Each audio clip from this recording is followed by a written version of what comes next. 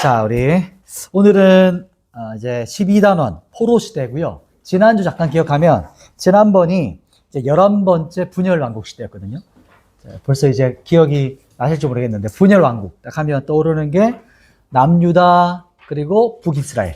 남유다는 20명 왕 중에서 선한 왕은 8명이었고 그리고 북이스라엘은 19명 모두가 다 악한 왕이었다. 그리고 남유다의 기준, 남유다 왕들의 기준은 다윗 왕이었죠. 다윗처럼 행하였더라. 그렇게 됐고 북이스라엘은 기준이 여로보암 왕이 악한, 그리고 또 더 악한 왕의 기준은 아합. 아합은 바알과 아세라 숭배 사상이었죠. 그래서 하나님께서 남유다를 이제 다윗의 왕조로 이끌어 가시면서 궁극적으로 우리가 마지막 봤던 것은 예수 그리스도. 그래서 다윗의 왕조를 세우실 영원한 예수 그리스도가 이제 우리가 계속해서 바라봤던 목적이었고 또 가치였다. 이것을 지난주 봤습니다. 오늘은 이제 11번째 포로 시대인데요.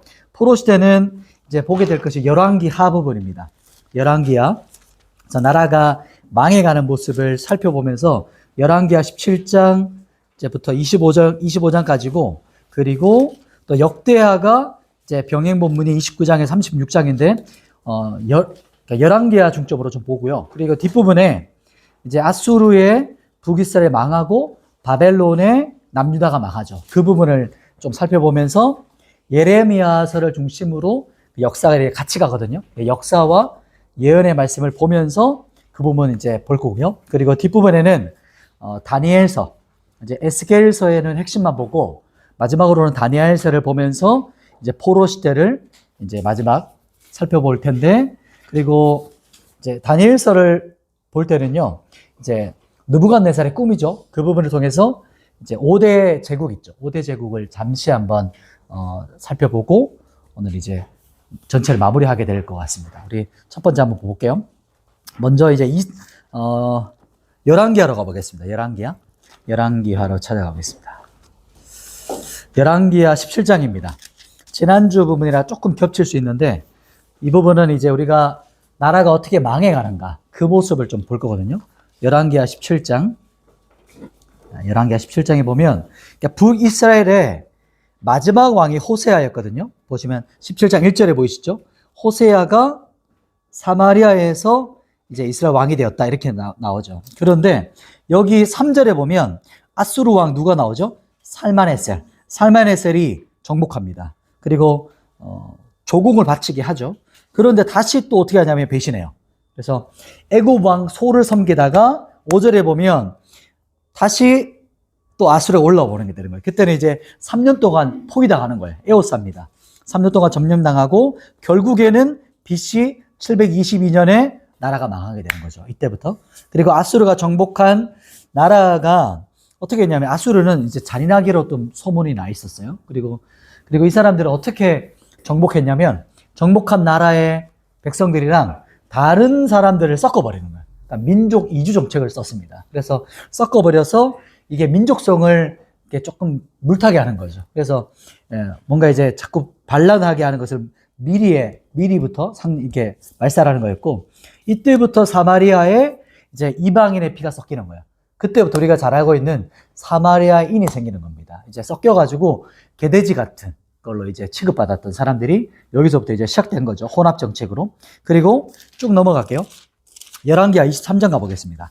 자, 열왕기하 23장 29절입니다. 자, 29절이 어떤 부분이냐면 요때가 이제 요시야 왕이 아수르와 바벨론, 즉 이제 메데바사 이때 전쟁을 일으키거든요. 이제 우리가 세계사에도 잘 알고 있을 텐데 이게 갈그미스 전투잖아요. 이때 애굽 왕 누고를 요시야 왕이 막아요. 이 선한 왕이. 참 안타깝죠? 이때 안타깝게 이제 이 전쟁에 죽임이 나가는데 이 중간에 막아서서 요시야가 BC 609년 보면 23장 29절 부분이죠.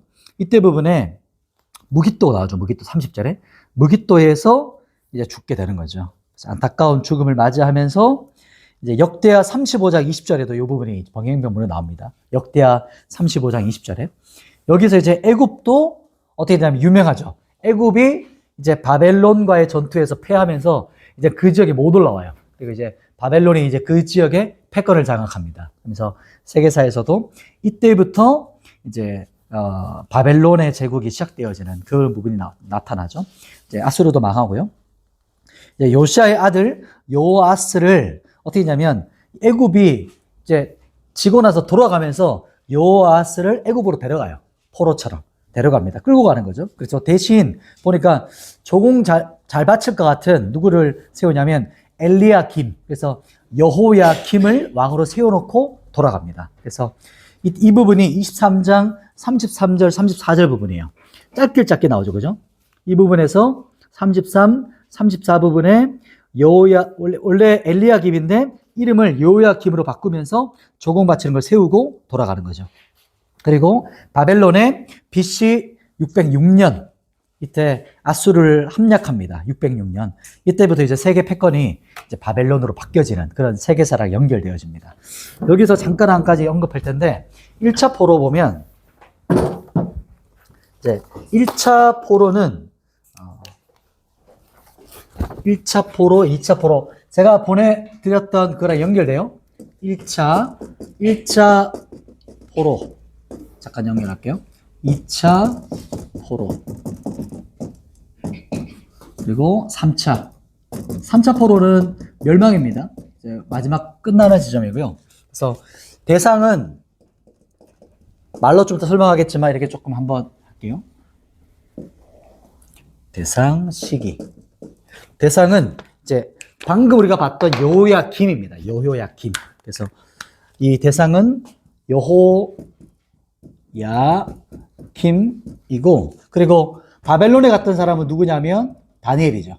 성경에 보면 다니엘과 왕족과 귀족들이 이제 같이 다니엘의 세 친구들이 1차 포로 때 끌려갑니다. 요때가 BC 605년. 그래서 요 갈그미스 전투 때 이제 바벨론이 이기면서 그때 발생되어지는 게 1차 이제 포로 끌려가는 거예요.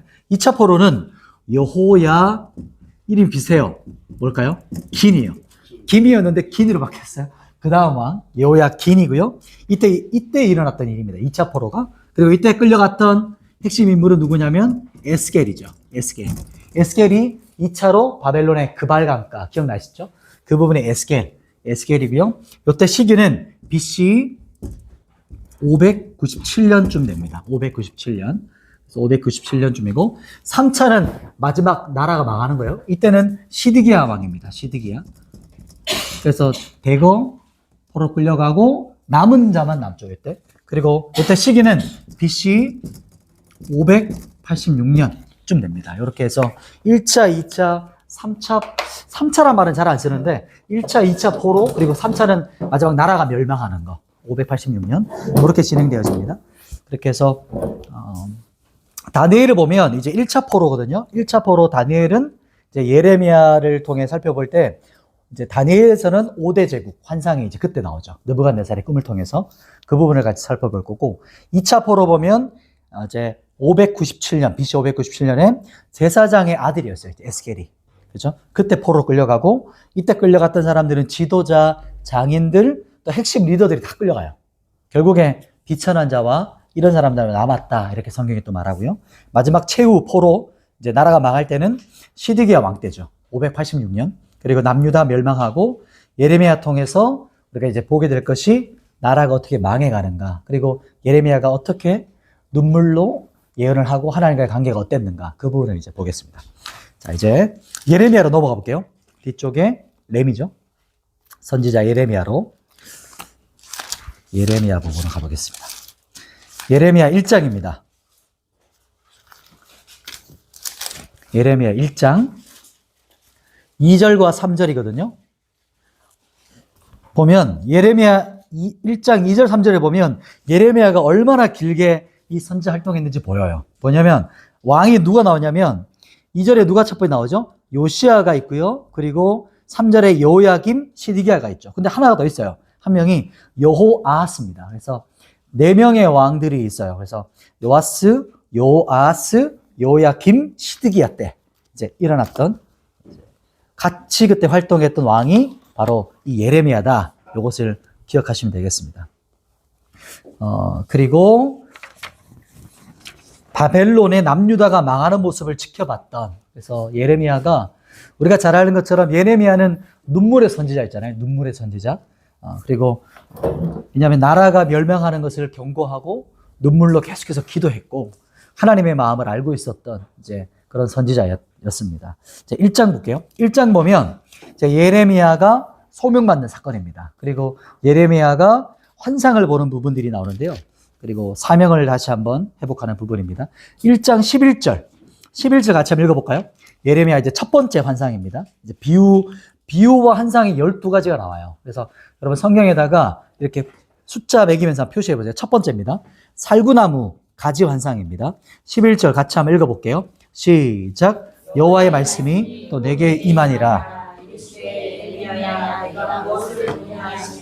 내가 대답하되 내가 살구나무 가지를 보나이다. 아멘. 보시면 살구나무 가지잖아요. 여기 보시면 발음이 이게 또 히브리 문학적 기법이거든요. 발음이 비슷해요. 그래서 여기 가지가 이제 샤케드라고 해요. 근데 나중에 보면 내가 지켜라는 말씀이 나옵니다. 어떤 부분이냐면 12절에 내 말을 지켜라고 나오죠. 이때 부분이 지켜는 샤카드입니다. 가지는 살구나무는 샤케드, 지켜는 샤카드. 그러니까 말이 비슷하죠. 그래서 이 말은 뭐냐면 하나님께서 이 환상, 내가 보여준 살구나무 가지 환상을 반드시 지키겠다. 이 말씀을 언어를 반복하면서 보여주시는 거죠. 그렇게 해서 보시면 살구나무 비유인데요. 여기서 가지라는 말로 우리가 번역됐어요. 이 말은 가지는 마켈이거든요. 마켈이란 말인데 진짜 말은 이제 원어로 보면 움이라는 뜻입니다. 움 아시죠? 이렇게 가지, 이렇게 가지가 나는 게 아니고 움이 돋는 거예요. 움이 났다. 그래서 적어 놓으시고 움이라고 적어 놓으시면 좋을 것 같아요. 그래서 움과 가지 둘 다 번역할 수 있는데 실제로 우리가 생각했을 때 움이라고 생각하시는 게 좋습니다. 그래서 움이라는 이 마켈은요, 원어가 가지는 의미는 생명을 뜻합니다. 생명이라고 적어 놓으시면 좋을 것 같아요. 그래서 살구나무 가지가 났다, 움이 돋았다는 것이죠. 움이 돋았다는 것은 새로운 생명이 태어나는 것을 말씀하세요. 그래서 여기서 이제 그 말씀을 하시는 거고, 움이 나는 것은 다시 소망의 환상을 말합니다. 소망. 어떤 경우에도 하나님은 우리에게 소망이고 희망이 되신다. 이것을 말씀하시는 것이고, 그 부분이 1장 또 이 부분에서 이제 해석해 주는 부분이 나오는 것이죠. 하나님께서 우리의 소망이 되신다는 것이고요. 두 번째 환상 나옵니다. 두 번째는 끓는 가마 환상이에요. 두 번째. 그 부분이 1장 13절에서 16절까지 부분이 나오거든요. 그래서 두 번째 표시해 놓으시고 13절에 보시면 끓는 가마가 나오죠. 끓는 가마. 이게 바로 이제 아수르가 북이스라엘을 하나님의 심판으로 멸망시킬 것을 말씀하고 있는 비유입니다. 이 부분이고요. 자, 그리고 이제 2장 넘어가 볼게요. 2장은 이스라엘 민족이 심판받는 근본적인 이유 부분이 13절에 나옵니다. 2장 13절 부분에 두 가지가 나와요. 내 백성이 두 가지 악을 행했다. 첫 번째가 뭐죠? 그들이 생수에 근원된 나를 버린 것. 두 번째가 뭐죠? 스스로 웅덩이를 판 것. 이게 두 가지가 나옵니다. 그래서 하나님께서 이스라엘을 심판하시는 근본적인 두 가지 이유가 생수에 근원되신 하나님, 예수 그리스도죠. 그래서 이 예수 그리스도를 버린 것. 두 번째는 스스로 웅덩이를 판 것 때문이다. 이렇게 말합니다. 왜냐하면 생수에 근원되신 예수님으로 채워지지 않으니까 다들 마음이 어떻게 되죠? 심령이 텅 비어버려요. 그러면 텅 비어 있는 마음을 뭘로 채우고 하려면 온갖 자기 수단을 가지고 내 쾌락과 우상으로 채우려 하지만 안 채워지죠. 터진 웅덩이라는 겁니다. 그래서 터진 웅덩이에 계속 붙지만 점점 목말라 비틀어져 가요. 그리고 바닷물을 마시지만 더 갈증이 일어나는 거. 그것을 말씀하는 겁니다. 이제 한번 또 넘어가서요. 7장으로 가볼게요. 7장에 보시면 7장은 성전에서 예배에 들어가는 백성들을 향해서 이제 외칩니다. 그분이 4절이거든요. 4절 한번 같이 읽어볼까요? 7장 4절 시작. 너희는 이것이 여호와의 성전이라 여호와의 성전이라 하는 거짓말을 믿지 말라. 아멘. 여기 보시면 4절에 여호와의 성전입니다. 이곳이 여호와의 성전입니다. 여기가 여호와의 성전입니다. 라고 하지만 그런 거짓말 믿지 마라. 이렇게 말씀하죠. 이게 무슨 의미일까요? 예배를 드리면서 우리는 안전해. 그래서 거짓말, 그런 거짓말 믿지 마십시오. 라고 예언합니다. 그러니까 무슨 의미냐면 여기서 예배드리면 우리는 안전합니다. 여기 우리 하나님의 성전이지 않습니까? 여기서 성전에서 우리가 여기 하나님의 성전이 있는 한 우리는 안전합니다. 하나님이 지킵니다. 그리고 우리가 예배에 참석했잖아요. 참여했잖아요. 그러면 우리 안전해요. 하나님께서 지켜주기 때문에. 하나님께서 다 지켜줄 겁니다. 그렇게 말하면서 너희가 어떻게 하냐면 바알도 섬기고 우상 숭배도 하지 않냐. 사람들에게 악을 행하면서 성전의 제사만 지키면 우리는 구원받은 백성입니다. 우리 안전합니다. 하나님께서 다 지켜줄 겁니다. 우리 악 행하지만 우린 축복받은 선민입니다. 하나님의 선택한 구원받은 우리 백성입니다. 라고 하는 거짓말 믿지 마라. 라고 하는 거죠. 축복받은 선민, 성전에만 참여하면 다 성공한다는 그런 거짓말 믿지 마라. 이렇게 한 예언이거든요. 지금 예배에 막 들어오고 있어요. 주일날 예배 참여하는데 예레미야가 막 선포하는 거예요. 상상이 되시죠? 참 직설을 했던 선지자였어요. 그런 거짓말 믿지 마라. 이렇게 하면서 거짓말 믿지 마라. 그리고 내 목소리를 듣고 돌이키라. 라고 하는 부분이 23절이거든요. 하나님의 마음을 선포합니다. 이때부터 뭔가 느껴지죠? 예레미야가 이제 백성들이 어떻게 여김받을지 이제 뒷부분 나오거든요. 그리고 이제 8장으로 한번 또 와볼게요. 8장에 보면 8장 11절 또 나오죠. 8장 11절에 평강하다, 평강하다, 평강하다 이 예언을 했던 사람들이 누구냐면 선지자들과 제사장들이었어요. 그 당시. 그래서 백성들을 향해 이렇게 예언하는 자들 그러면서 12절에 범죄함은 가볍게 여기고 죄는 가볍게 여기고 죄에서 돌이키라고 하지 않는 이 선지자들과 제사장들 그러면서 우리는 좋아질 거예요. 괜찮아질 거예요.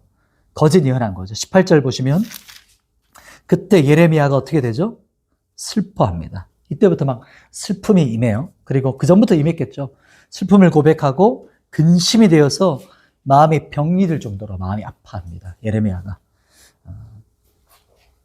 예레미야 아픔이 이때부터 이제 느껴지죠. 그리고 9장에 보시면 9장 1절에 어떻게 말하냐면 우리 한번 읽어볼까요? 9장 1절은 예레미야의 마음입니다. 같이 읽어보겠습니다. 시작. 어찌하면 내 머리는 물이 되고 내 눈은 눈물 근원이 될고 죽임을 당한 딸 주야로 울리도다. 아멘. 예레미야의 눈물이 마르지 않은 이유 이렇게 말하죠. 그리고 주야로 눈물이 계속 흐릅니다. 왜냐하면 이스라엘의 멸망을 보고 있어요. 그리고 듣고 있어요. 그리고 또 한 가지는 백성들이 말씀을 듣지 않는 걸 또 목격하고 있어요. 이 얼마나 마음이 아팠을까요? 그게 마르지 않는 눈물로 흘러내립니다. 11장 가볼게요. 11장 21절로 가보겠습니다. 11장 21절에 보면 예레미야 선지자가 이스라엘 백성들에게 어떻게 역임을 받는지가 나오는데 너는 보시면 21절이죠. 21절에 보면 너는 여호와의 이름으로 예언하지 마 이렇게 말합니다. 왜 예언하지 말라고 할까요? 너 여호와의 이름으로 예언하면 너 두렵건대 우리 손에 죽을까 하노라. 이게 무슨 말이죠? 쉽게 말하면 너 예언 또 하면 너 우리한테 죽을 수도 있어. 너 우리가 죽고 싶어? 이렇게 말하는 겁니다. 무섭죠? 참 이 부분을 보면서 마음이 안타깝죠. 하나님이 주시는 말씀을 예언하지 말라고 해요. 우리 손에 죽는다? 이때 예레미야가 별명이 뭐냐면 친바벨론주의자였어요. 매국노, 쉽게 말하면 매국노. 우리 일제시대를 생각하면 그 모습인 거예요. 손가락질 받았습니다. 죄라고 선포하는데 하지 말래요. 선포하지 마. 너 죽여버릴 거야. 이렇게 말합니다. 그러니까 딱 지금 이 시대입니다. 지금 이 시대가 뭐냐면 죄라고 선포하는 게 죄가 되는 시대이죠. 그죠? 참 이 시대를 좀 볼 수 있는 거죠. 12장에 보면 주님과 이제 변론할 때 하나님께서 뭐라고 말씀하냐면 그때 막 힘들어하거든요. 예레미야가. 근데 너 지금 5절 말씀이죠. 5절 보시면 지금 보행자랑 함께 달려도 지금 피곤하고 힘들면 어찌 나중에 말과 함께 경주하겠냐 이렇게 말해요. 이게 무슨 의미냐면 이 정도로 네가 지치면 안 돼. 이 정도로 너 낙심하면 안 돼. 앞으로 더 힘든 일, 고난의 때가 오고 있어. 그리고 앞으로 더욱더 완고한 자들 앞에서 네가 말씀을 선포해야 돼. 지금 보행자랑 지금 걷는 정도야. 앞으로 나중에는 말과 경주할 때가 와. 이렇게 말씀하는 부분이 12장 부분이죠. 한 장 또 넘어가면 13장에 보면 1절에서 11절에 보면 세 번째 비유입니다. 세 번째 비유가 썩어버린 띠 비유입니다. 썩어버린 띠. 13장 1절에 나오죠. 썩어버린 띠 비유인데 1장부터 11장의 내용이 보면 유브라데 강에 가서 띠를 숨겨두라고 말해요. 그래서 다 썩어서 쓸 수 없는 거죠. 유다의 교만이 이제 썩어버리게 될 것이다. 이렇게 말씀하는 겁니다. 심판당하게 될 것이다. 라고 말하는 것이고요. 그리고 12절부터 14절에는 네 번째 이제 비유가 포도주 병 비유입니다. 포도주 이제 가죽 부대죠. 여기서 본문에 보면 그분이 12절에서 14절에 보면 포도주 가죽 부대 병이라고 또 해석하기도 하는 가죽 부대 비유가 나옵니다. 16장 넘어갈게요. 16장 10절에 보시면 16장 10절에 보면 이스라엘 백성들이 예레미야에게 묻죠. 여호와께서 왜 큰 재앙 우리를 심판한 겁니까? 이스라엘 백성들이 오히려 물어요. 우리가 무슨 죄를 지었습니까? 이게 참 아나무인이죠. 자신이 무슨 죄를 지었냐가 이제 오히려 말해요. 11절에 예레미야가 대답합니다. 뭐라고 대답하냐면 너희 조상들처럼 너희가 다른 신들을 섬기고 율법을 버리고 그런데 더욱더 완고하게 행하지 않았습니까? 이렇게 말하는 부분이 11장입니다. 그리고 17장 넘어가면 17장 9절에도 하나님께서 사람의 마음이 얼마나 부패한가 말하죠. 그거 한번 읽어볼까요? 17장 9절 사람의 마음을 말합니다. 우리 같이 한번 읽겠습니다. 시작. 만물마다 거짓되고 심히 부패한 것은 마음이라 누가 능히 아멘. 이 부분에 보시면 사람 마음이 얼마나 부패한가 이것을 하나님께서 말씀해 주시죠. 이게 우리 마음이죠. 그리고 18장에 보시면 18장 한번 넘어가 볼게요. 17장 또 13절에 또 나오죠. 생수의 근원은 여호와의 버린 것이다 라고 그 죄악을 다시 말씀해 주시죠. 18장 1절부터 12절까지는 다섯 번째 토기장의 비유입니다. 다섯 번째 토기장의 비유고요. 이때 진흙을 이겨가지고 토기장이가 원하는 것을 만들잖아요. 그릇을 만들잖아요. 이것은 이제 적어 놓으시면 좋을 것 같아요. 하나님의 절대 주권을 말합니다. 토기장의 비유는 하나님의 절대적 주권 말하죠. 너희가 지금이라도 죄에서 돌이키면 하나님께서 내리기로 작정하신 심판 돌이키신다는 것을 또 말씀하세요. 하나님의 주권 안에 있다는 것을 말씀하고 있습니다. 그리고 19장은 보시면 19장이 참 재미있는 비유인데요. 깨진 옹기 비유입니다. 여섯 번째 토기장이 옹기 비유라고 하는 이 깨진 옹기 비유인데요. 여기 보면 옹기가 바크부크라고 해요. 바크부크 재밌죠? 바크부크는 이게 의성어입니다. 바크부크 이제 여기 보면 우리가 옹기 이렇게 물을 부으면 물 콜콜 부을 때 소리 나는 게 바크부크 이렇게 해석을 했어요. 그 당시에 좀 비슷하죠. 바크부크 그래서 이제 언어 유희처럼 이렇게 말하는 건데 그 부분이 바로 이 깨짐 옹기 비유에 나오는데요. 물을 부을 때 소리 의성어죠.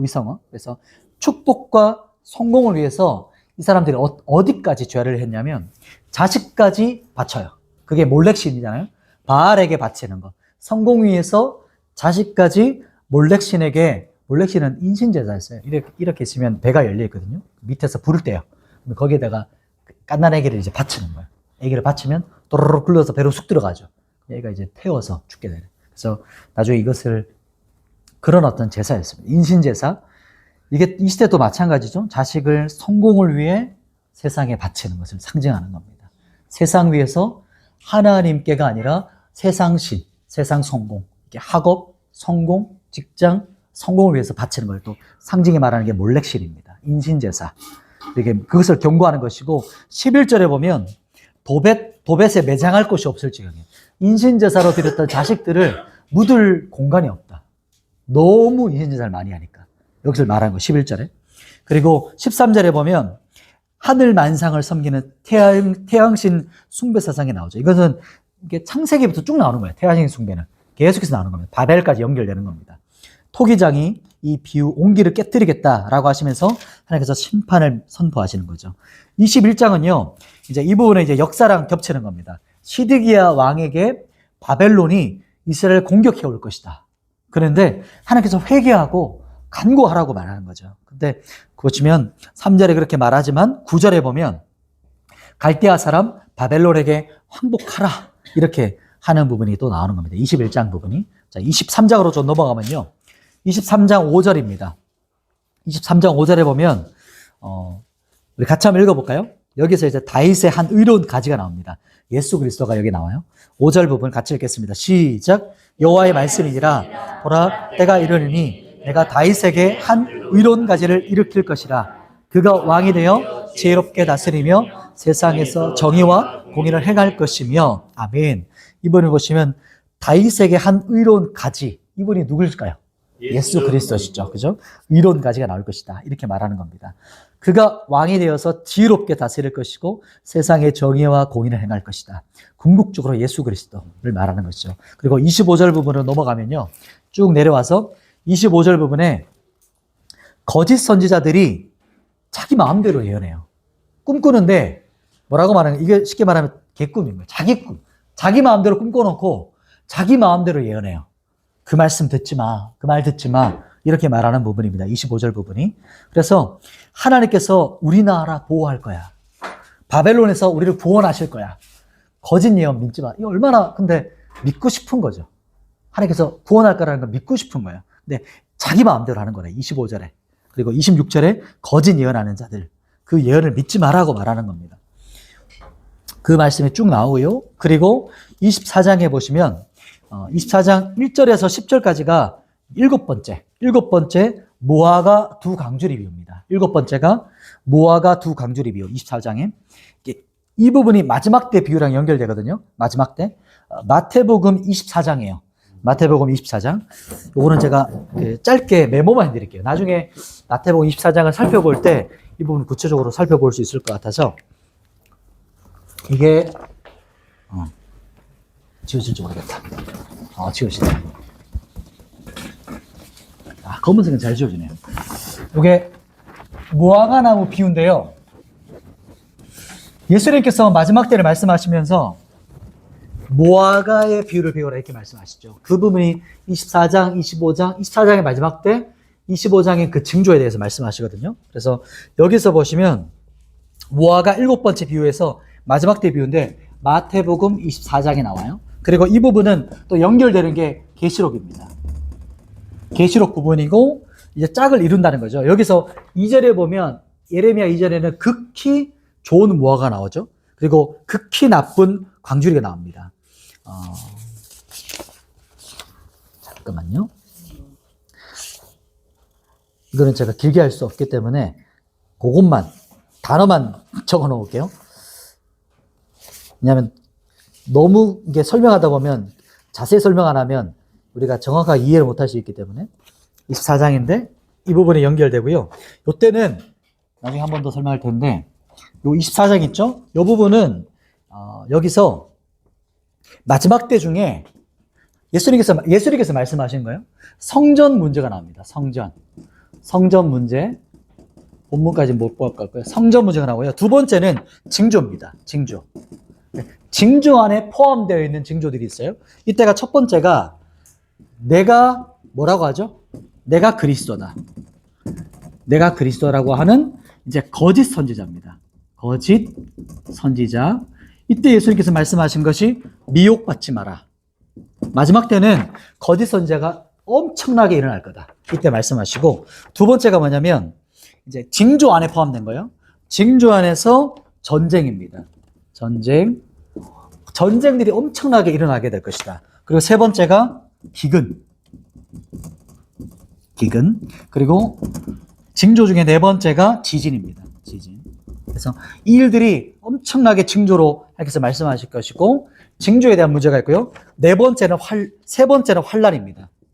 이때는 환란의 때다. 예수님께서 말씀하시고 네 번째는 인자에 대해서 말씀하시고요. 마지막 다섯 번째는 여기서 이제 무화과 비유가 나와요. 그래서 잠깐 제가 설명한 겁니다. 무화과 나무 비유를 말씀하시면서 예수님께서 말씀하신 핵심 5가지 주제가 이렇게 나와요. 그래서 이 부분을 나중에는 조금 더 자세히 살펴볼 수 있을 때가 올 겁니다.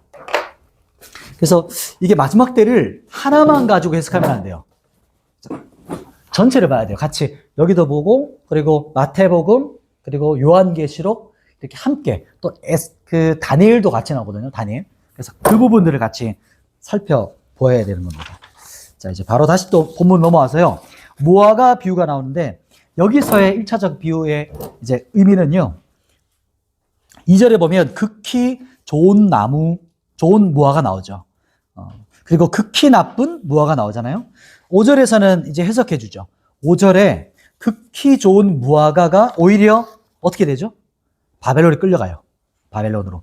이때 사람들이 누구냐면 이제 예를 들면 이런 거죠. 에스겔, 다니엘, 에스라, 느헤미야 같은 자들. 이런 사람들이 극히 좋은 무화과 나무 같은 열매들이었어요. 그래서 이 부분들이 제가 방에다 올려드렸던 그 1차 포로, 2차 포로 적혀 있죠. 그 부분들을 이제 말하는 거고요. 그리고 8절에 보면 극히 나쁜 이 사람들을 이제 예루살렘의 남은 자들 이렇게 배우는 부분은 그 부분입니다. 자, 여기서 25장 넘어가 볼게요. 25장은 12절에 보면 제일 중요한 부분입니다. 12절 70년이 끝나면입니다. 70년이 끝나면 예레미야에서 전체의 주제이고 핵심입니다. 여기가 뭐냐면 이쪽에다 적으면 되겠네요. 예레미야에서 70년 주제가 가장 중요해요. 예레미야서는 예레미야 주제에서 70년이 뭐라고 하죠? 본문에서 뭐라고 말하죠? 12절에 그죠? 끝나면이라고 나오죠. 끝나면 이 부분이 중요합니다. 70년도 중요하고요. 끝나면이라는 말도 중요해요. 이 끝나면의 뜻이 뭘까요? 이 부분을 세 가지가 있습니다. 원어의 뜻은 끝나면은 첫 번째는 채워지면입니다. 채워지면. 두 번째는 성취되어지면. 이것은 이제 기간을 말하죠. 기간. 세 가지 뜻인데요. 이제 채워지면, 성취되어지면, 마지막 세 번째가 예언되어진 것이 이 부분이에요. 완성되면이라는 뜻입니다. 그래서 요 세 가지를 말하는 거예요. 그래서 채워지는 거, 성취되는 거, 완성되는 거. 비슷한 뜻이죠.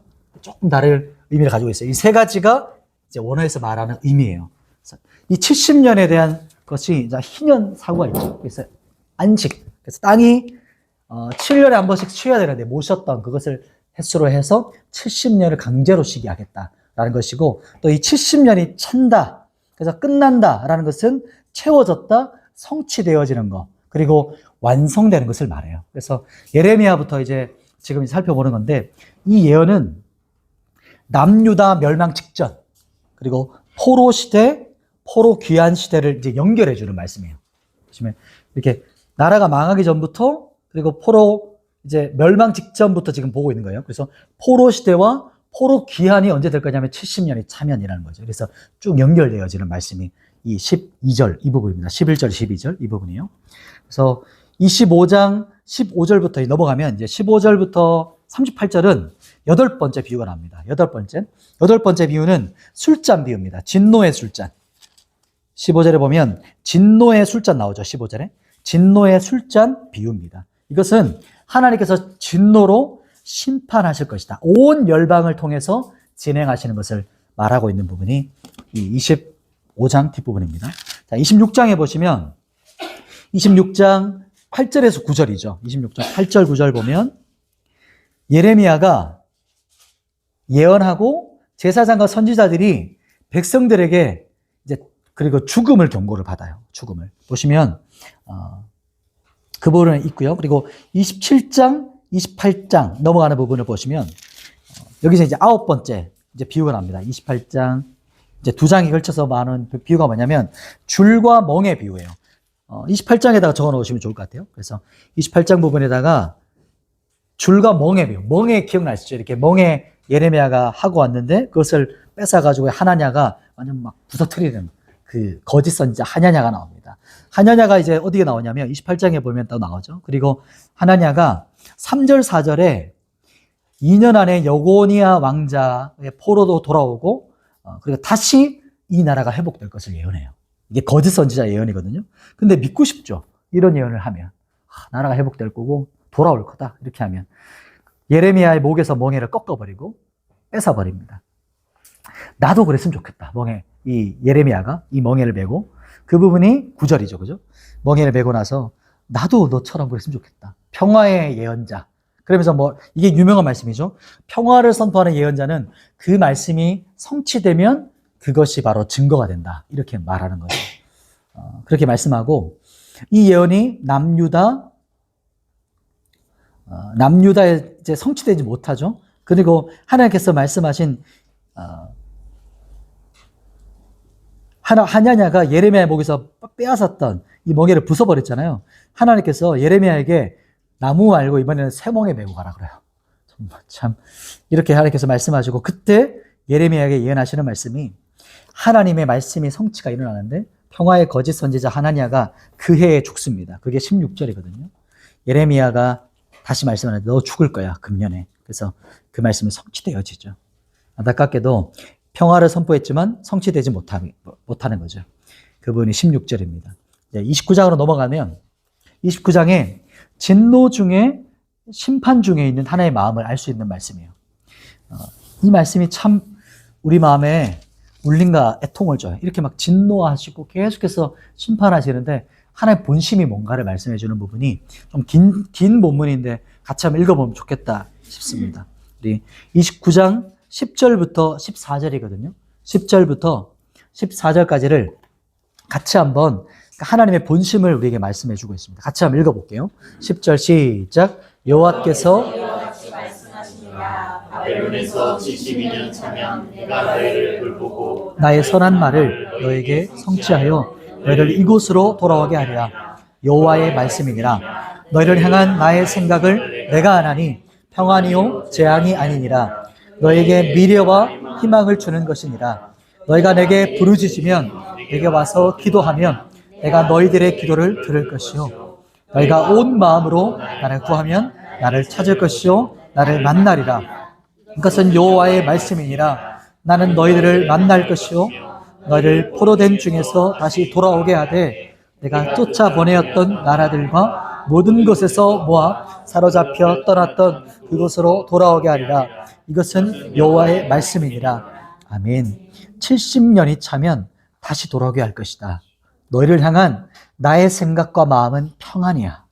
재앙이 아니라 너에게 진정한 미래와 소망을 주려고 하는 거야. 너희가 내게 부르짖으면 내가 들을 거고 온 마음으로 구하면 나를 찾으면 내가 만나줄 거야. 이것이 너희를 향한 내 본심이야. 이렇게 말하거든요. 참 마음이 아프죠. 이 본문을 읽으면서 예레미야 얼마나 많이 울었을까요? 그죠?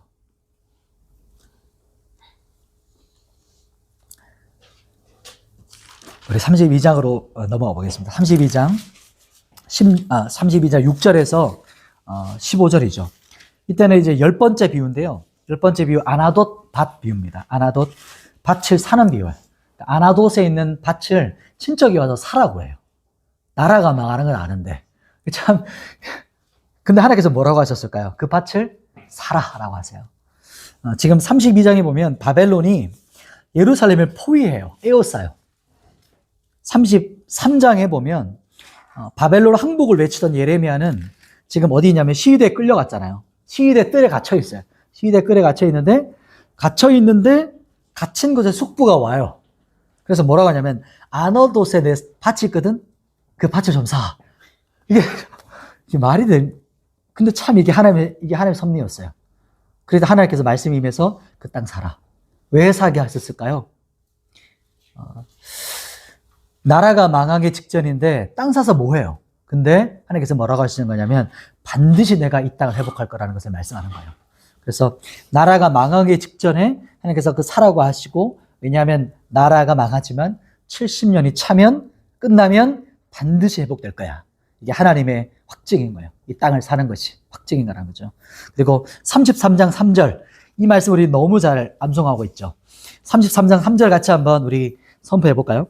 33장 3절입니다. 시작. 너는 내게 부르짖으라. 내가 내게 응답하고 내가 알지 못하는 크고 은밀한 일을 내게 보이리라. 아멘. 이 말씀 우리가 개역 한글에서는 크고 비밀한 일, 그죠? 크고 은밀한 일을 내가 볼 것이다 라고 말씀하면서 우리가 부르짖는 기도할 때 이 말씀 많이 하죠.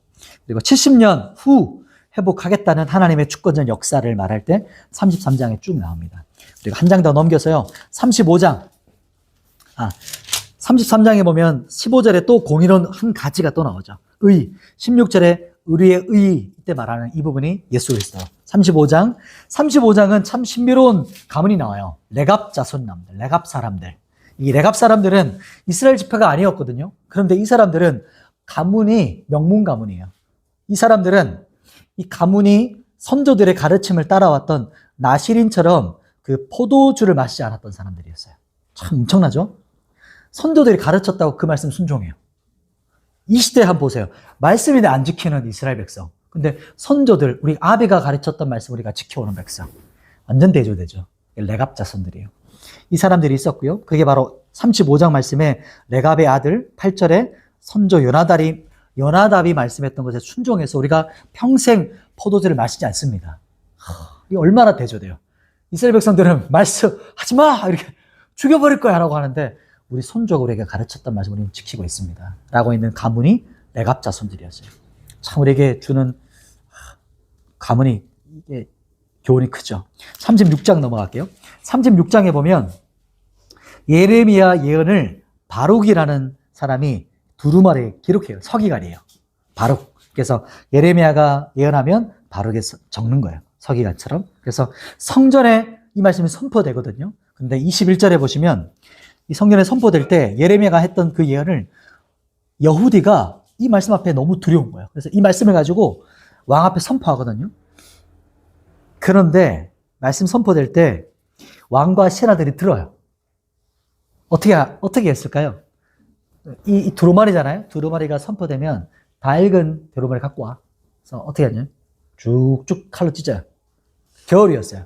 화로가 있잖아요. 거기다 이제 하나씩 넣어요. 잘 탄다. 태우면서 말씀을 들어요. 충격적이죠. 이게 얼마나 극단적으로 지금 시드기야와 그 고관들이 어떤 상태인지를 보여주는 거예요. 말씀이 선포되는데 그 앞에서 화로에 그 말씀을 태우고 있어요.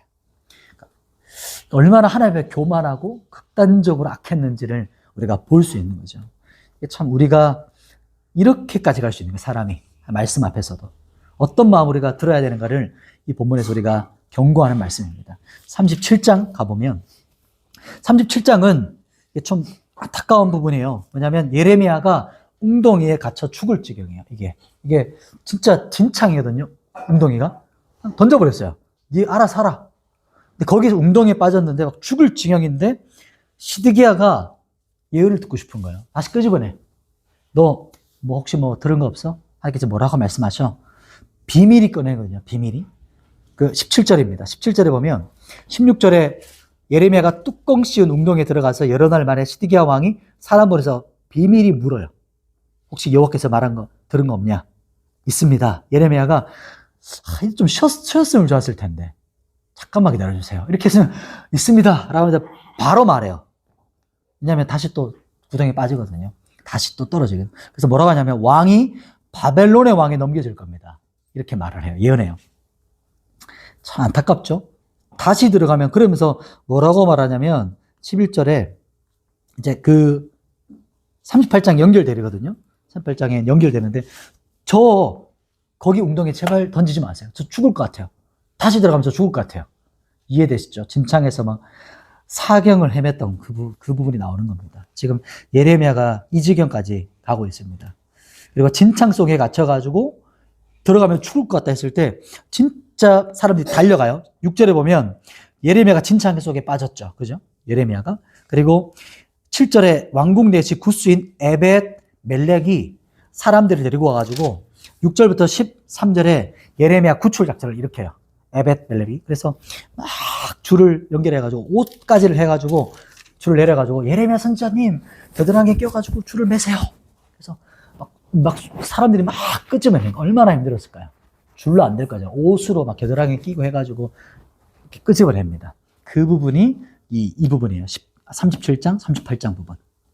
그러면서 이제 10절과 이제 11절에 보면 사람들이 헝겊을 가지고 낡은 옷을 가지고 예레미야를 밧줄로 올리는 거예요. 그래서 13절에 구덩이에서 끌어냈어요. 이때 예레미야가 죽다 사는 거죠. 이 부분이 나오고요. 39장에 보면 바벨론의 항복을 외치던 예레미야는 시위대 뜰에 또 갇혀 있어요. 지금 이게 상상이 돼 있죠? 금방 얘기했고요. 그리고 이게 지금 예레미야 나라 망하는 모습 지금 가는 것과 북이스라엘 망했고 남유다가 망해가는 거, 그리고 바벨론이 지금 나라를 어떻게 망하게 하는 것까지 크로스로 가고 있는 부분을 말씀과 하나님께서 예언한 것을 같이 보면서 가고 있는 거예요. 그래서 39장에 또 보면 39장 이제 유다의 왕 시드기야가 또 나와요. 시드기야가. 그러면서 이 부분이 느부갓네살 왕이 예루살렘 성을 함락하는 부분인 거예요. 이 부분이. 그래서 시드기야 눈앞에서 왕자 다 죽여버려요. 그리고 그 눈 뽑아가지고 바벨론을 끌고 가는 게 여기부터 시작되는 거죠. 이제 예레미야는 이제 뒷부분에 또 예언이 나오거든요. 근데 이제 시기가 좀 안 맞아요. 그 부분 좀 이해하셔야 됩니다. 뒤에 했지만 이 부분은 나라가 망하기 전에 했던 예언인 부분이 있어요. 그렇게 배치되어 있기 때문에 기억해야 될 게 그 부분입니다. 자, 이제 43장 쭉 가볼게요. 43장에 보시면 8절과 13절까지가 11번째 비유인데 감추어진 돌들 비유입니다. 감추어진 돌들 비유. 이게 무슨 비유냐면 애굽을 의지해요. 또 이제는. 그러니까 또 바벨론이 망하는 거거든요. 그래서 애굽 의지해가지고 유다 백성들에게 너희 애굽 의지하지 마. 거기 또 가면 가지 마. 그래서 하나님께서 느부갓네살을 통해서 애굽까지 진멸할 거야. 애굽까지 그 나라가 망할 거야. 그러면서 절망 중에 사람들에게 어떻게 반응하냐면 나라가 망할 때 17절에 이 예언을 듣고 또 어떻게 하냐면 사람들이 예전에 우리가 하늘 여왕을 섬길 때 우리 나라가 잘 됐잖아. 평화로웠잖아. 우리가 왜 지금 이렇게 힘드냐면 하늘 여왕에게 숭배하는 제사를 우리가 열심히 안 해서 그래. 다시 우리 하늘 여왕에게 제사하자. 태양신 숭배 열심히 하자. 라고 하면서 아직도 정신을 못 차려요. 충격적이죠. 사람이 어디까지 떨어질 수 있는지가 볼 수 있어요. 하나님에게 돌아오겠다고 하는 게 아니고 우리 다시 제사 드리자. 하늘 숭배하자. 이렇게 말하는 겁니다. 그 부분이 이제 46장 넘어가면요. 46장 부분부터는요. 이제 46장부터 51장 좀 긴장이거든요. 이 긴장은 이스라엘, 나라, 남유다를 괴롭혔던 이 나라들을 향해서 하나님께서 심판하는 거예요. 그 심판의 도구였잖아요. 심판의 도구였지만 너희도 하나님의 심판이 받을 거야. 라는 게 애굽이 있고, 그리고 쭉 넘기면서 보시면 돼요. 45장, 36장 쭉 넘기면서 애굽, 블레셋, 모압, 암몬, 에돔, 다메섹, 바벨론에 대한 심판. 이 부분이 예언이 나오는 겁니다. 그래서 쭉 넘어왔죠. 이제 51장까지 쭉 넘어오시면 51장 마지막 뒷부분입니다.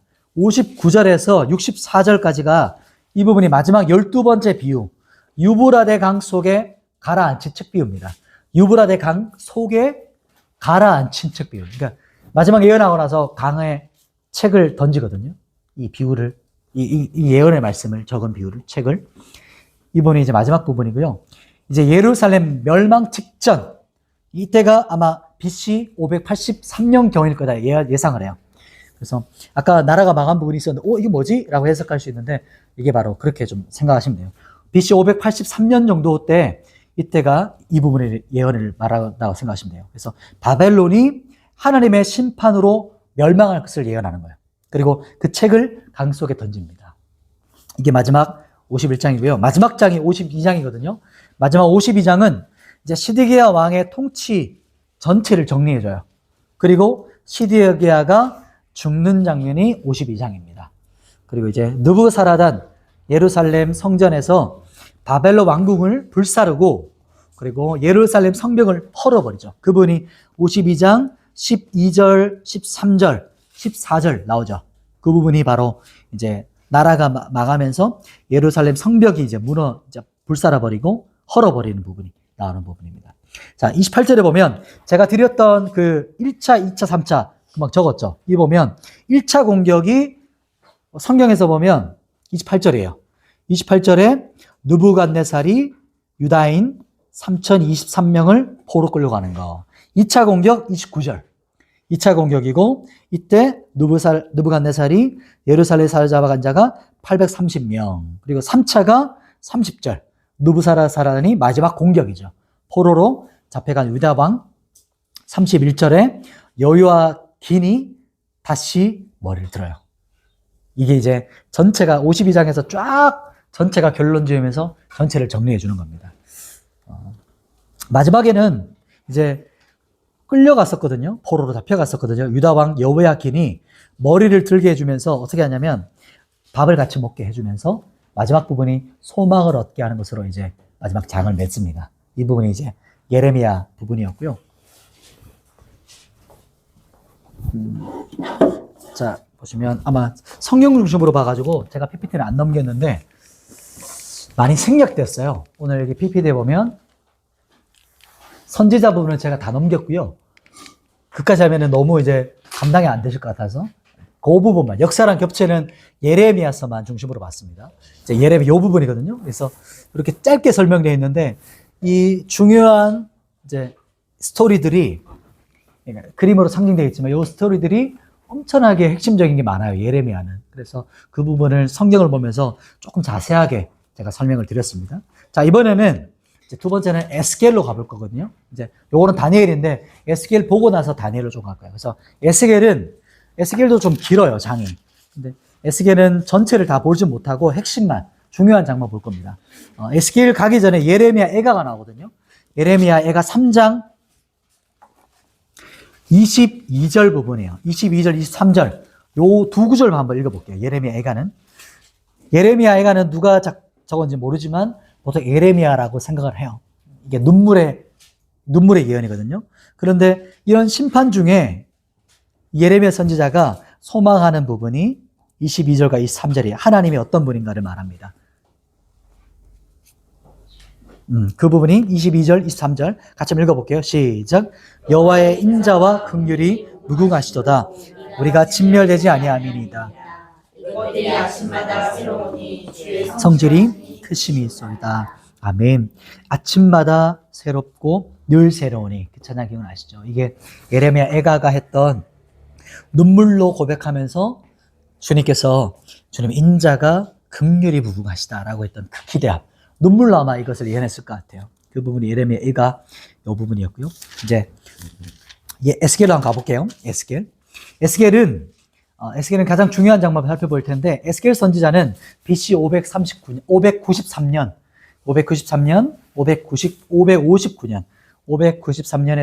559년까지 이렇게 활동했다가 볼 수 있고요. 에스겔은 2차 포로거든요. 2차 포로. 근데 1차 포로가 다니엘이에요. 근데 2차 포로를 제가 먼저 보는 이유는 다니엘의 환상, 그 느부갓네살 환상이 있기 때문에 이거는 5대 제국 전체를 보여주기 때문에 먼저 에스겔 보고 1차로 다시 한번 가볼게요. 자, 1장 보시면 1장 1절에 보시면 봅니다. 30째 해, 그러니까 즉 30살 됐을 때라는 거예요. 자기가 30째 해에 넷째 달 초닷새에 내가 그발 강가에 사로잡힌 자 이렇게 말하거든요. 그발 강가는 이제 여러분 사진 한번 볼래요? 제가 올려드렸던 오늘 드렸던 그 사진에 보면 그림이죠, 지도를 보면 그발 강가가 여기 바벨론 밑에 이렇게 줄기가 유브라데 강 있죠. 유브라데 거의 끝에 부분에 제가 볼 때 여기 한 우륵 적혔던 이 정도 위치인 것 같아요. 이 사진에서 봤을 때는 요 정도의 아마 그발 강가가 있어요. 그발 강가. 그래서 그발 강가가 유브라데 강을 말하거든요. 요게 아마 그 줄기를 말하는 걸로 알고 있는데 거기서 하나님께서 하늘의 문이 열리면서 하나님의 환상이 임합니다. 이때 하나님께서 모습을 보여주세요. 그런데 에스겔은 제사장의 아들이거든요. 제사장의 아들이 30살이 되면 뭐가 될까요? 제사장이 돼요. 제사장이. 그런데 제사장으로 섬겨야 될 에스겔이 지금 어디 와 있어요? 바벨론의 포로로 끌려와 있어요. 성전에 있지 않고. 절망적인 거죠. 자기의 인생으로 봤을 때. 자기 절망적이고 소명을 잃었고 그리고 나라가 망했어요. 완전 끝난 거죠. 자기가 섬겨야 될 나라가 없어요. 제사장인데 성전이 사라졌어요. 그리고 자기는 포로로 끌려왔어요. 그때 다시 하나님께서 소명을 주시는 겁니다. 그리고 10절에 보면 하나님의 모습을 보여주는데 사람, 사자, 소, 독수리. 요거는 이제 그 요한이 아니고요. 그 사복음서를 상징해요. 마태, 마가, 누가, 요한이죠. 그래서 예수님의 모습을 상징하는 겁니다. 예수님의 모습.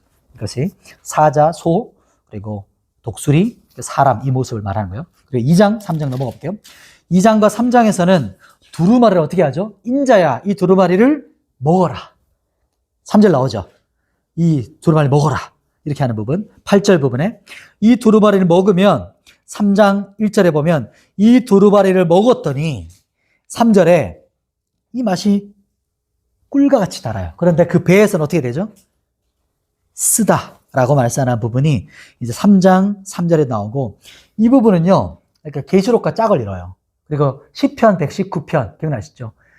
여호와의 말씀 어찌그 내게 들이단지요. 이렇게 다 짝이 있어요. 우리가 이 짝이란 말을 이단에서 사용해서 좀 쓰기가 조금 꺼리지만 근데 성경은 분명히 짝이 있습니다. 성경 안에서 같이 이게 짝을 이루어가지고 연결되어 있다는 거죠. 성경이 구약과 신약이. 그래서 두루마리 말씀이 입에 꿀같이 달고 네 배에서는 쓸 것이다. 에스겔, 시편 119편, 계시록. 그러니까 말씀이 너무 달고 우리에게 만족을 준다는 거죠. 그리고 이 말씀이 우리 심령에는 이렇게 막 단데 우리 속에 들어가서는 어떤 일이 벌어지죠? 역동적으로 일어나요. 내 속에서 말씀이 막 움직이시면서 내 안에 심판하시고 또 새롭게 세우시고 새롭게 우리의 말씀을 재정비하시고 우리 속을. 그래서 이 말씀이 얼마나 역동적인지를 말하는 겁니다. 그리고 9절에 이제 넘어가면 9절에 보시면 2장 9절에 독특한 표현이 나옵니다. 내 이마를 화석보다 굳은 금강석 같이 되게 할 거다. 이 금강석이 뭘까요? 지금 보석이거든요. 다이아몬드를 말합니다. 어떤 것보다 강력한 것. 엄청 단단하잖아요. 이 말씀이 뭐냐면 네가 다이아몬드처럼 강하게 할 거야, 너를. 그래서 어떤 교만과 대적하는 자들 앞에서도 네가 눈 하나 깜짝하지 않고 나의 말씀을 강력하게 선포하는 나의 도구로 너를 사용할 거야. 이렇게 말씀한 부분입니다. 그리고 이제 4장 넘어가 볼게요. 4장 4절입니다. 4장 4절에 보면 에스겔이 이게 왼쪽으로 누워 자요. 그게 이제 390일이거든요. 이게 이스라엘의 죄악 390년을 상징합니다. 그리고 오른쪽으로 누워요. 오른쪽으로 누울 때는 40일을 누워요. 이때는 유다의 죄악 40년. 어떤 사람들은 문하세를 예상하기도 하는데 이 40년을 이제 40일 누워있죠. 그래서 합쳐가지고 총 몇 년? 430년을 말하는 겁니다. 그래서 430년의 죄악을 말씀하시고요. 5장은 머리털과 5장 1절 보이죠? 머리털 수염을 깎아가지고 저울에 달아가지고 나누어가지고 이렇게 칼로 치면서 날려버리고 태우고 이렇게 말하는 것을 말하고요. 8장 넘어가면 8장 14절에 단무스가 나오거든요. 8장 14절. 이 성전에서 단무스를 섬겨요. 여인들이. 그리고 성전에 우상을 막 만들어 놨고요. 14절 이 최초의 사냥꾼 기억나시죠? 니므롯. 그러니까 바벨과 연결되어 있어요. 태양신 숭배. 이것이 바로 여기서 나오는 단무스입니다. 단무스는 태양신 숭배를 말하는 것이고요. 11장 19절. 11장 19절에 보면 이 말씀을 같이 한번 읽어보도록 하겠습니다. 11장 19절입니다. 에스겔 1장 19절. 시작. 내가 그들에게 한 마음을 주고 그 속에 새 영을 주며 그 몸에서 돌 같은 마음을 제거하고 살처럼 부드러운 마음을 주며. 아멘. 이 부분은 새 피조물 신약에 나오죠. 새 영을 불어넣어서 부드러운 마음, 하나님을 갈망하는 마음. 이게 우리의 완전히 이게 원함이 달라지는 거예요. 우리의 근원적이게 달라지는 거예요. 그래서 내 갈망이 달라질 거고 내가 원하는 것이 그전엔 죄였어요. 근데 지금은 하나님께로 완전히 갈망이 바뀌어요. 그래서 이 마음 새 피조물이 되면 죄를 미워하는 본성이 일어나요. 그리고 하나님을 원하게 되어지고 이게 바로 부드러운 마음. 이게 누가 해라, 의지, 노력, 힘 이게 아니고 근본이 바뀌는 거예요. 갈망이 완전히 바뀌는 걸 말하는 것이 이 새 피조물, 새 창조가 일어나는 것을 말하고요. 그게 바로 36장 26절, 27절에도 나와요. 이게 같이 있습니다. 36장에도 나옵니다. 자, 우리 가장 중요한 37장 가보겠습니다. 에스겔에서 있어서 우리 가장 중요한 부분이 37장이거든요. 뭘까요? 에스겔의 골짜기 환상입니다. 에스겔의 골짜기. 이때 마른 뼈에 생기여 불어오라 이렇게 선포하는 부분. 너무 이때를 상상하면 또 이게 환상 보고 있잖아요. 에스겔은 얼마나 좋았을까요? 마른 골짜기 완전히 뼈가 말라있는 게 아니고 골수가 다 말라 비틀었어요. 습기가 다 빠진 거야. 그렇게 완전히 비틀어버린 그 골짜기에 와서 하나님께서 생기여 불어라 선포하게 하시죠. 그 부분이 이제 5절 부분에 목격하는 거죠. 6절 부분에. 그래서 힘줄이 일어나고 살이 붙고 가죽이 생기고 생기가 불어서 이제는 사람 모습 넘어서서 쫙 줄을 섰는데 배열되었는데 그 모습이 여호와의 군대같이 일어나요. 이게 바로 하나님의 군대가 일어날 것이다. 마지막 때 모습을 말하는 거예요. 이 부분이. 마지막 때 하나님께서 하나님의 군대를 일으킬 것이다. 그리고 이스라엘 백성들이 1차적으로 여기서는 다시 한번 군대가 되어 일어나게 될 것이다. 라고 예언하시는 것이고요. 그리고 38장에 제가 방금 적었던 부분이 이겁니다. 이게 이 38장이요. 38장은 이 마태복음 24장이랑 요한계시록과 연결되어지는 거예요. 미리 제가 적었지만 38장은 마지막 때 전쟁이에요. 마지막 때 전쟁. 이게 바로 우리가 잘 알고 있는 아마겟돈 전쟁이죠. 아마겟돈이거든요. 그래서 아가 좀 길고요. 아마겟돈, 이 전쟁을 말하는 것이고 이게 우주의 마지막 전쟁을 말하는 것이 여기서 나옵니다. 38장에서. 그게 마태복음에서 예수님께서 말씀하신 마지막 때에 대한 것이고 첫 번째 성전, 그 다음에 징조, 환란, 인자, 무화과 비유가 예수께서 말씀하신 마지막 때 비유가 나오는 것입니다. 이거는 여기까지만 할게요. 그래서 38장 1절에 로스, 메색, 두발 요 나라들이 연합해서 내려와요. 마곡 땅에서 있는 자들. 요거를 지금 해석하면 문제가 생겨요. 근데 이 나라들이 내려올 거다. 요것은 기억하시고요. 마지막 때 이런 나라들이 내려오게 될 것이다 라는 거. 그리고 12절에 보면 세상 중앙에 거주하는 백성을 치고자 이 부분이 나오죠. 그래서 15절 땅 끝에서 북쪽 끝에서 그리고 16절에 곡이라는 것이 나오죠. 이게 잘 나오시죠. 38장 나옵니다. 여기까지만 해석할게요. 너무 더 하고 싶지만 그 부분 나중에로 해보겠습니다. 40장. 40장에서 43장은요. 새 성전 비유입니다. 새 성전. 40에서 43장까지 쭉 연결되는데요. 43장을 보실게요. 43장에서 성전에서 뭐가 흘러나오죠? 생수가 흘러나와요. 이제 이 성전에서 생명이 흘러나오는 거예요. 생수가. 그래서 동쪽으로 흘러가는 그런 모습을 말하고요. 그리고 2절에 여호와의 영광이 동쪽으로부터 오는데 라고 나오죠. 그리고 3절에 환상, 그발강가 이렇게 나오면서 쭉 하나님께서 어떻게 성전을 통해서 하나님의 성전을 통해서 예배를 통해 살릴 것인가 이렇게 나오는 거고요. 47장 조금 더 빠르게 가본다면 47장으로 가시면요. 이제 47장은 1절에서 5절까지가 이 물이 성전에서 흘러왔던 그 물이 가득해요. 그러면서 탁탁탁탁 흘러 넘쳐서 이제 나중에는 이제 능히 건너지 못할 강이 되는 거. 여호와의 영광이 이렇게 충만하게 차는 거. 그 부분을 이제 47장에서 말하게 될 것이고 하나님의 영광의 임재, 하나님의 영광의 생수가 충만하게 될 것이다. 그리고 48장은 이제 마지막 장이거든요. 48장 마지막 장인데 35절 마지막 절. 마지막 절에 뭐가 나오죠? 여호와 샴마라고 하는 이 부분인데요.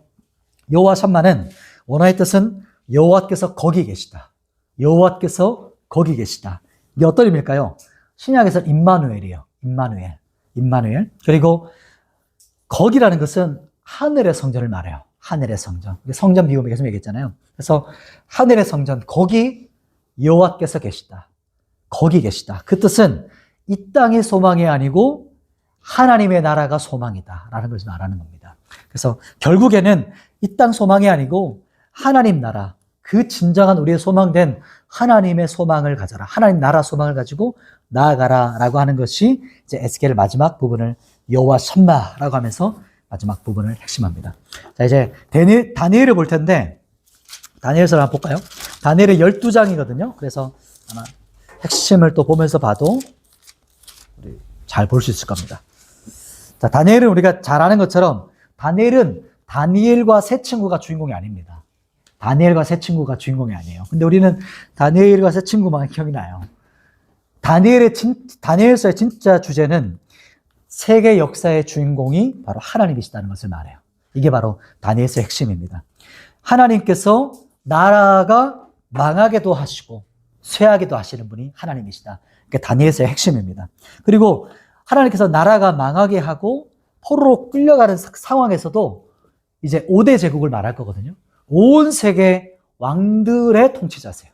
온 세계 통치자시다 라는 것을 다니엘서를 통해 우리가 보게 될 것입니다. 그래서 나라와 왕을 세우기도 하시고 폐하기도 하시는 분이 바로 하나님. 그것을 우리가 다니엘서를 볼 때 관점을 그렇게 봐야 됩니다. 그래서 다니엘은요, 5대 제국을 중심으로 잠깐 볼 텐데, 다니엘에게 보여주셨던 마지막 때 환상을 잠시 한번 볼게요.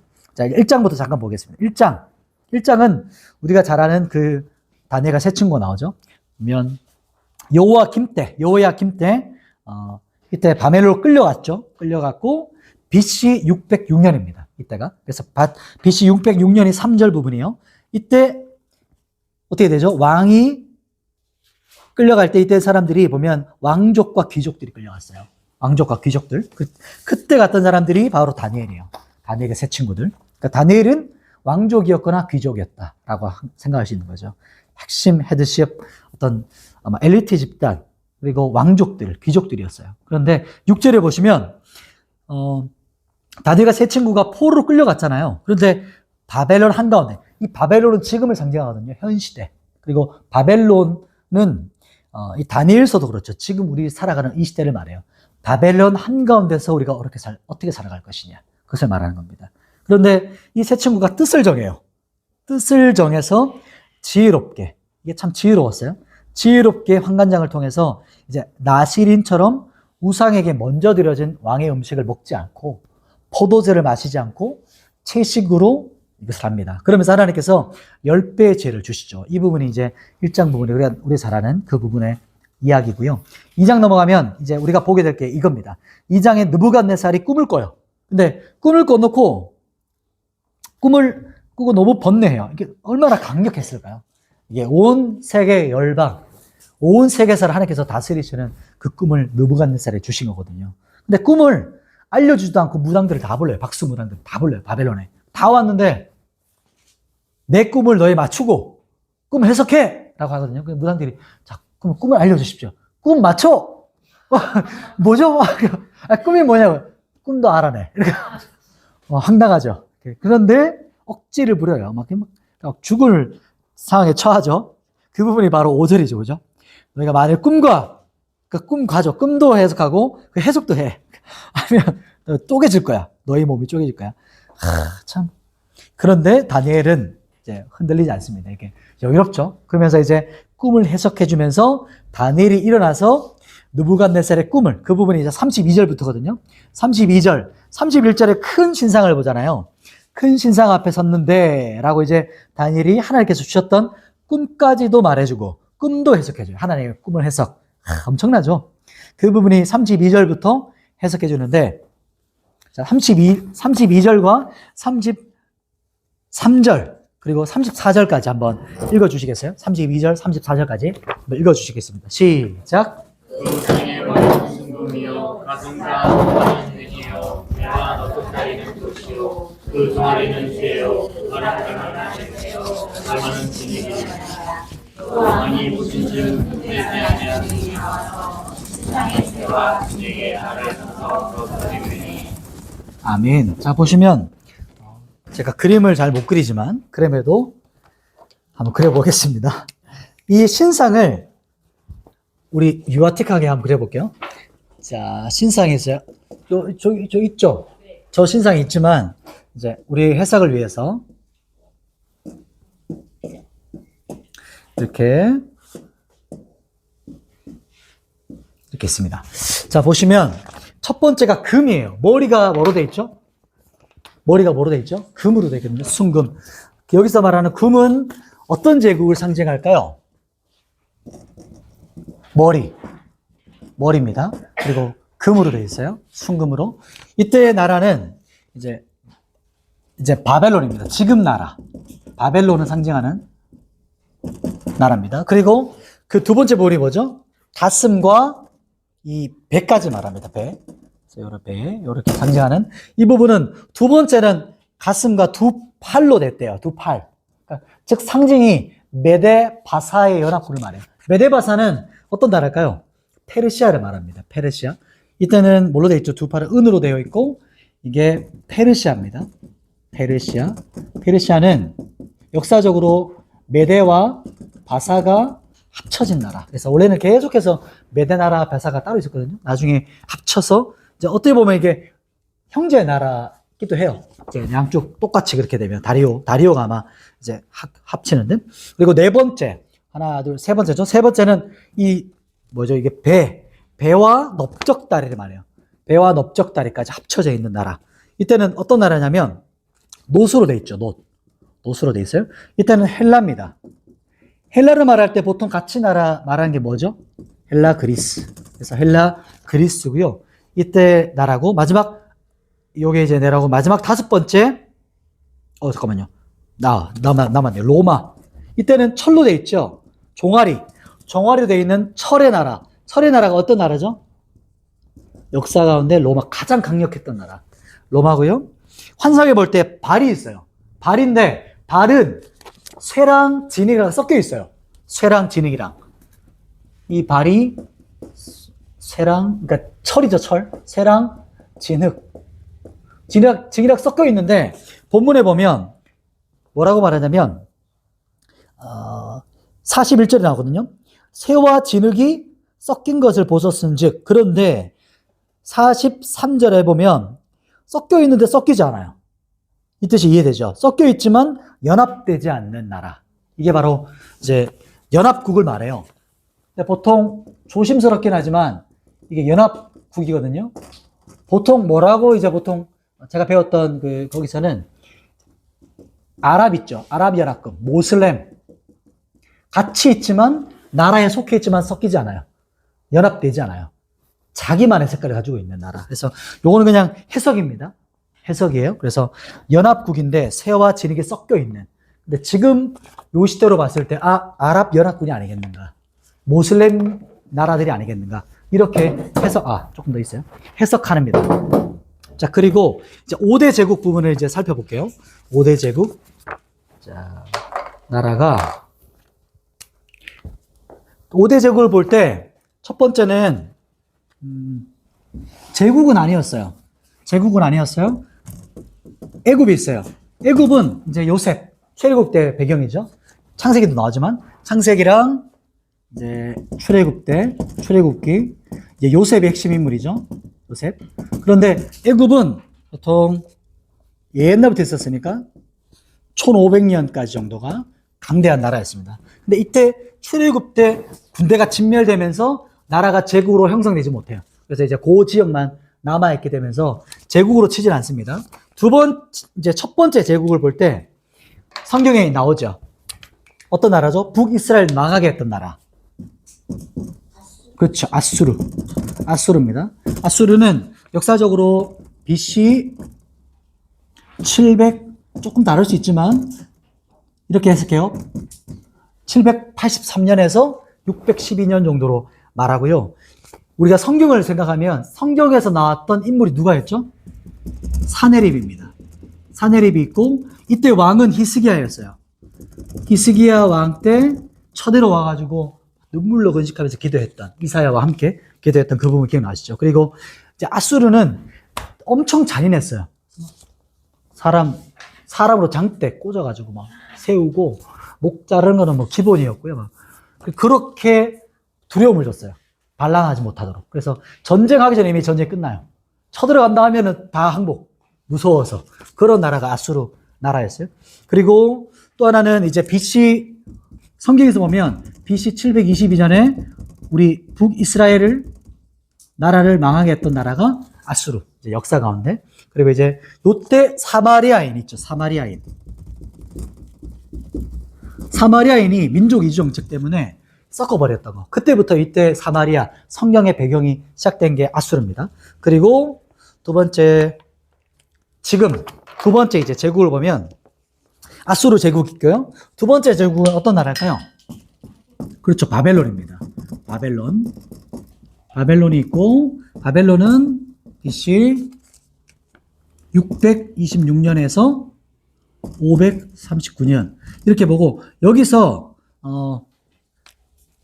어떤 사람은 이제 조금 더 일찍 보게 돼요. 605년으로 보기도 합니다. 이거는 여러 가지 결례가 있으니까요.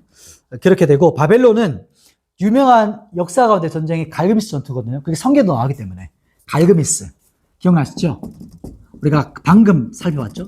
갈그미스 전투가 이제 바벨론 하면 중요한 전쟁이에요. 왜냐하면 바벨론이 이제 그 지역의 패권을 장악할 때 이 전쟁이 핵심적이었어요. 그때 이후로 확 팽창하면서 전역을, 그때는 세계였잖아요, 거기가. 세계를 제패했던 그런 모습이었고요. 그리고 이때가 다니엘, 지금 우리가 보고 있는 다니엘 1차 포로. 1차 포로 때가 이때입니다. 이때 1차 포로로 끌려가고요. 다니엘은 30세부터 약 100세까지 엄청나게 오랫동안 이제 있었잖아요. 그래서 그 총리로 지냈던 나라가 바벨론이고, 바벨론이 성경에서는 이제 나보폴라살이라는 사람은 안 나오지만 그 아들이 바로 우리 성경에 나온 느부갓네살입니다. 나보폴라살로 해석하는 사람이 그때 조금 일찍 연도를 측정하고, 그 다음 왕이 이제 266년으로 한 사람이 느부갓네살 왕을부터 생각을 해서 이제 전쟁에 이긴 이후 그 부분부터 제국을 생각하는 거죠. 그렇게 되고요. 그리고 느부갓네살 왕은 기억날 때 교만함 기억나시죠? 그래서 7년 동안 짐승처럼 살았어요. 그리고 7년 짐승처럼 살았고, 느부갓네살이 또 중요한 것은 어디 나라를 망하게 했죠? 우리 BC 586년에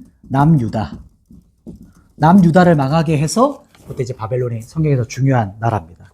그리고 나서 성전 중심의 예배에서 이제 회당으로 좀 바뀌는 상황이 있어요. 그때가 뭐냐면 이때 나라가 망하면서 성전이 무너지잖아요. 근데 포로로 끌려가잖아요, 사람들이. 그러니까 이제 성전에서 예배를 못 드려요. 그럼 어떻게 하냐? 회당에서 모이기 시작해요. 그래서 신약에 보면 다 회당이잖아요. 그때 배경이 이때부터 시작되는 거예요. 포로 끌려가면서, 나라가 망하면서 회당 문화가 이때부터 시작되는 배경이 되고요. 그리고 다니엘은 또 하나 인물이 또 있는데, 벨사살 기억나나요? 벨사살 하면 막 성전기구로 막 술 마셔 하다가 벽에 메네메네 우바르신이라고 했던, 왕을 달아보니 무게가 가볍다. 이제 무게가 무겁지 못한 거예요. 그 말씀이 달아보니 무게가 부족하다는 거. 그게 바로 메네메네 우바르신이고, 그게 또 다니엘이잖아요. 다니엘. 그래서 다니엘의 합친말이거든요. 엘을 합친말이거든요. 그래서 하나님은 심판하신다. 하나님 심판자시다. 이게 또 다니엘의 전체 핵심이기도 합니다. 다니엘. 자, 그리고 70년의 포로기. 70년의 포로 시대가 바벨과 함께 가기 때문에 70년 포로 시대죠. 우리가 지금 보고 있는 포로 시대, 오늘 우리가 보고 있는 포로 시대에 연결되는 거고요. 그리고 세 번째 제국은 이때가 어떤 나라일까요? 페르시아입니다. 페르시아는 메대와 바사가 합쳐진 나라고, 그리고 페르시아는 BC 약 539년에서 331년 이렇게 보는 나라입니다. 페르시아 딱 하면 성경에 딱 떠오르는 인물이 누구냐면 고레스. 기억나시나요? 고레스 칙령은 지금도 대형 박물관에 이게 토판이라고 하죠. 이렇게 동그랗게 돼 있거든요. 그거를 이제 찍어가지고 전 세계 각 민족마다 보냈습니다. 그게 대형제국 박물관에 그대로 아직도 있습니다. 그래서 포로 귀환이에요. 포로 귀환. 고레스는 이제 페르시아는 중요한 것은 성경에서 포로 귀환이다. 포로 귀환 시대가 성경에서 연결되어진다. 이렇게 기억하시면 되고, 그리고 나서 이 고레스는요, 언제 예언되어 있냐면 이사야서 45장 1절 말씀에 여호와의 기름 부음 받은 종 나와요. 그러니까 이미 태어나기도 전에 예언되어 있었어요. 얼마나 신기했을까요? 어떤 사람은 고레스가 그것까지 확인했을 것 같아. 이런 사람도 있긴 해요. 내가 예언되어 있어, 성경에? 이렇게 하는 사람도 있긴 해요. 아무튼 그거는 이제 뭐 해석에 따라 다르지만 고레스가 성경에 나오고요. 그리고 1차 고레스 포로기한 때 1차 포로기한이 있어요.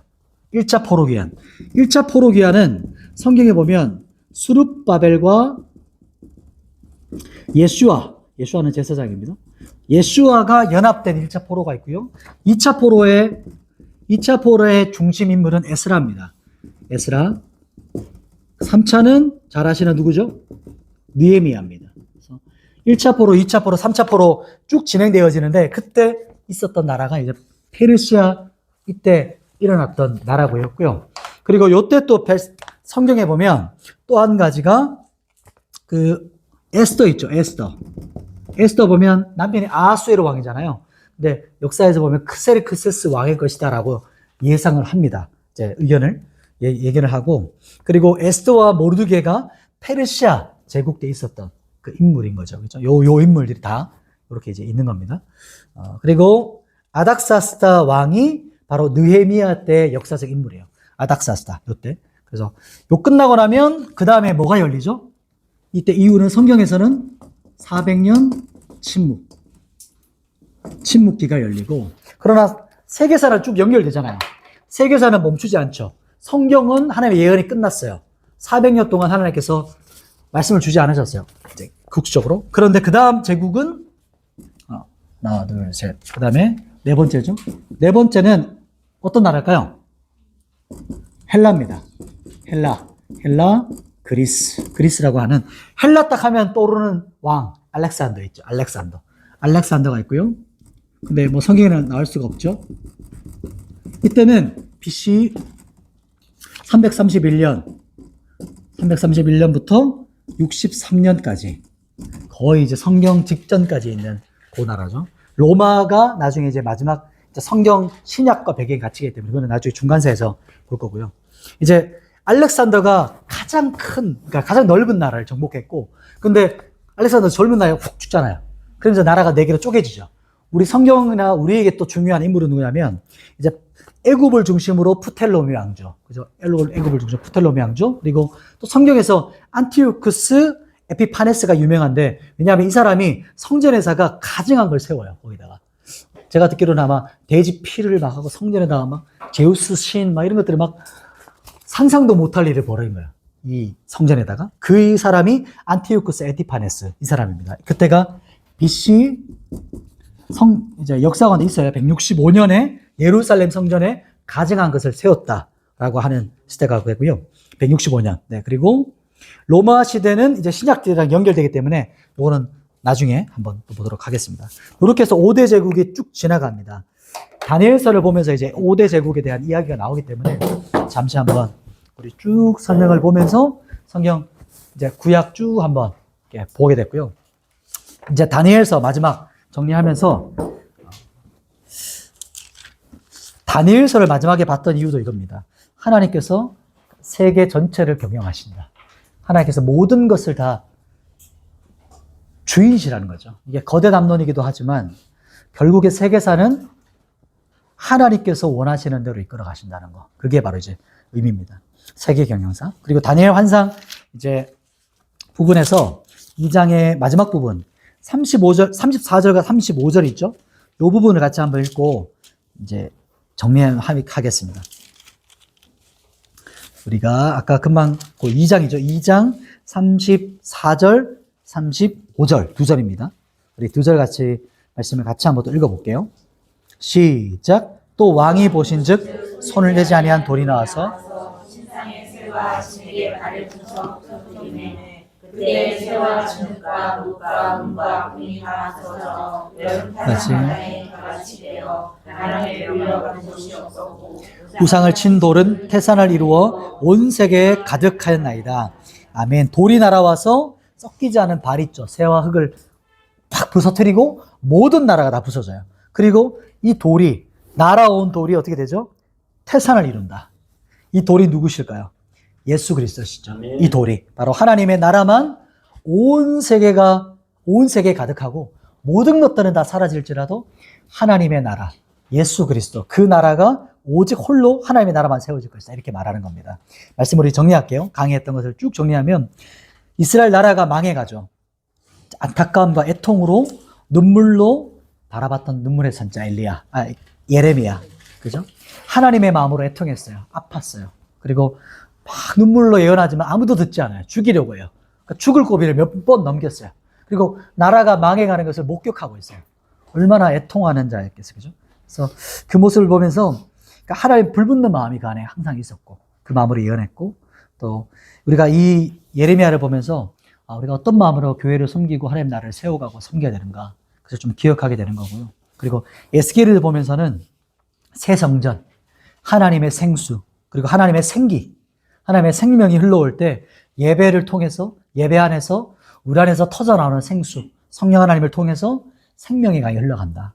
그것이 살리는 것이다 라는 걸 우리가 보게 되는 거고 다니엘서를 쭉 봤지만 다니엘서는 세계 역사, 경영자는 하나님이시다. 그리고 이걸 기억하고 이제 세계 역사의 마침표, 딱 마지막 딱 끝낼 때도 하나님께서 예수 그리스도를 보게 하시는 거예요. 이 세계사를 보면서. 그래서 모든 것의 시작과 끝도 하나님이시고 알파와 오메가도 하나님이시고 결국에 예수 그리스도 하나님의 나라만 온 세계 가운데 그분의 나라만 우리의 소망이고 우리의 기대고 우리의 전부가 된다. 그래서 기억했으면 좋겠습니다. 제가 기도하고 마치겠습니다. 하나님 아버지, 포로 시대를 보면서 아파했던 예레미야 선지자, 많은 선지자들이 있었지만 나라가 기울어가는 것, 나라가 망해가는 것을 보고 예언하고 하나님의 마음에 불붙고 애통하고 눈물로 기도했던 예레미야를 보면서 우리가 다시 한번 이 나라와 이 민족 또 우리 한국교회 세계 열방의 주님 몸된 교회를 위해서 어떤 마음으로 섬기고 세워가야 될까를 우리 마음에 다시 한번 기억합니다. 주님, 생수가 우리 안에서 흘러나오도록 에스겔에게 말씀하셨던 예배를 통해서 우리 안에서 터져나오신 생수, 우리의 생기로 우리를 새롭게 해주시기를 합니다. 주님, 다니엘처럼 온 세계의 주인 되시고 온 열방의 왕이신 주님, 우리의 눈이 열려지게 하여 주십시오. 우리의 관점이 열려지게 하여 주셔서 다니엘처럼 온 열방 가운데 왕이신 주님 앞에 날마다 살아가도록 우리를 붙들어 주시옵소서. 예수님의 이름으로 기도드립니다. 아멘. 네, 수고하셨습니다.